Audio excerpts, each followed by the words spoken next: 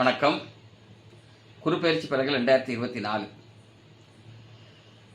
வான்விளக்கு மற்றும் உங்கள் வாழ்க்கை வழிகாட்டிங்கிற ஜோதிட இதழ் சார்பாக இதை வெளியிடுதோம். பிரபல ஜோதிட பண்டிதர் கண்டியுள்ளாரன் காளியுள்ளாரன் நீண்ட நெடிய காலமாக உதவியாளராக இருக்கும் ஏபி சாமி தலைவனாக ஜோதிட கூட உங்களுக்கு கிடைச்சி வழங்குது. இப்போ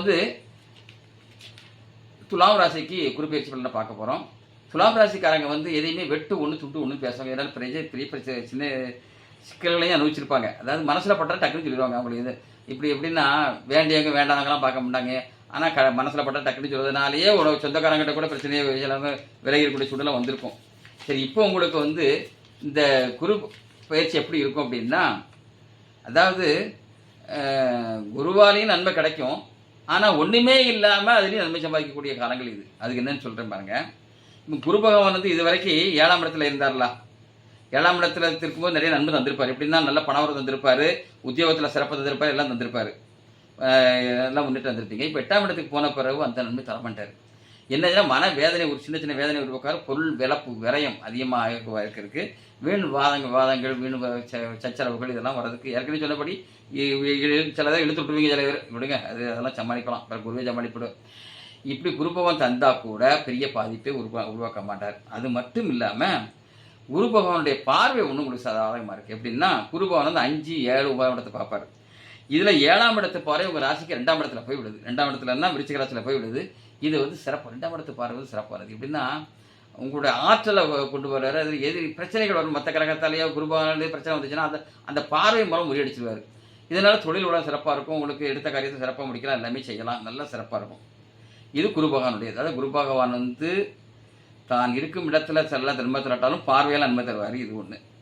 அப்புறம் மற்ற முக்கிய கிரகங்களை பார்க்கணும், அது சொன்னோம்ல. அப்படி பார்த்தீங்கன்னா இப்போ உங்கள் ராசிக்கு 6ஆம் இடத்துல இருக்கக்கூடிய ராகு சிறப்பான நன்மை தரார். ராகு அதான் நிழல் கிரகம். அது நாகும் கேது நிழல் கிரகம், அது உண்மையான கிரகம் கிடையாது. அதாவது ஒரு ஈர்ப்பு, அதாவது சூரிய சுற்றுவட்டம் சந்திர சுற்றுவட்டம் பார்வையில் ஒரு புள்ளியை தான் ராகு, அந்த புள்ளிக்கு பார்க்கனா பவர் இருக்கும். அதான் ஒன்றுமே இல்லாத பவர் கிடைக்குன்னு நம்மள ஒன்றுமே இல்லாத கிரகத்துக்கு மூலம் உங்களுக்கு நன்மை கிடைக்க போகுது உங்களுக்கு. அதான் அது ராகுனுடைய தான். ராகு 6ஆம் இடத்துல இருந்து உங்கள் முயற்சிகளில் வெற்றிகரமான செய்து முடிப்பார். அடுத்தால எதிரிகளை தோஷம் பண்ணிடுவார். அவ்வளோ தூரத்துக்கு உங்களுக்கு ஆற்றலை கொடுப்பார். உங்களுக்கு திறமை இருக்கும், தொழில் வளம் பெறும். இதனால் என்னென்னா பார்த்தீங்கன்னா குருபகனுடைய பார்வையால் நன்மை கிடைக்கும் ஒரு அளவுக்கு. அடுத்தால இது ராகுனுடைய இது கிடைக்கா பிரச்சனையே கிடையாது. ராகு நன்மை தரும்போது கேது நன்மை தர மாட்டார். பொதுவான விதி எப்படின்னா, இப்போ கேது உங்கள் ராசிக்கு 12ஆம் இடத்துல இருக்கிறாரு. அவர் என்ன செய்வார், சின்ன சின்ன உடல் உபாதைகளை தருவார்.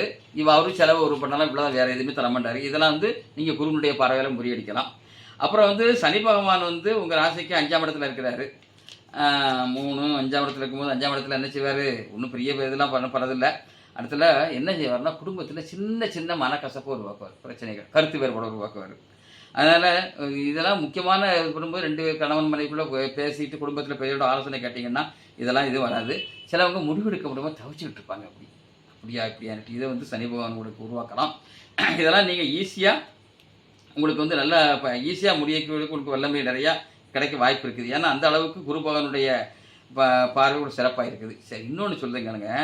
இந்த ராகு நன்மை தருவான்னு சொன்னோம்ல, அவர் என்னைக்குன்னா 26/4/2025 வரைக்கும் நன்மை தருவார். அதுக்கப்புறம் இடம் மாறி உங்கள் ராசிக்கு 5ஆம் இடத்துக்கு வர்றார். ஆனால் அதை பற்றி கவலைப்பட வேண்டாம். அந்த நேரத்தில் கேது உங்களுக்கு 11ஆம் இடத்துல போய் நன்மை தருவார். அந்த கேது என்ன நன்மை தருவார், அதாவது அன்னைக்கு ராகு தந்த நன்மை இப்போ ராகு தந்து கொடுக்குற நன்மையை பிற கேது தருவார்.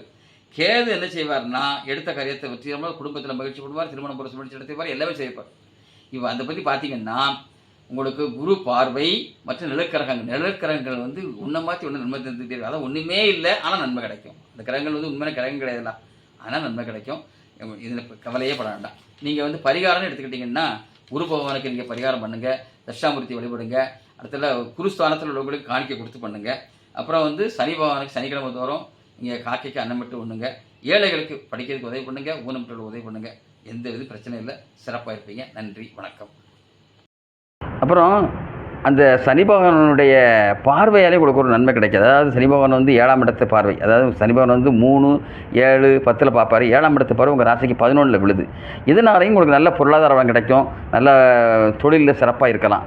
மொத்தத்தில் பார்த்தீங்கன்னா இந்த குரு பகவானுடைய பார்வை, இந்த பார்வை, இடத்துல ராகுனுடைய பலம் எல்லாமே சேர்ந்து சிறப்பாக இருக்கும். சின்ன இந்த பரிகாரத்தை சொன்னபடி செஞ்சிங்கன்னா இந்த பலன்கள் வந்து தடையின்றி கிடைக்கும். நன்றி, வணக்கம்.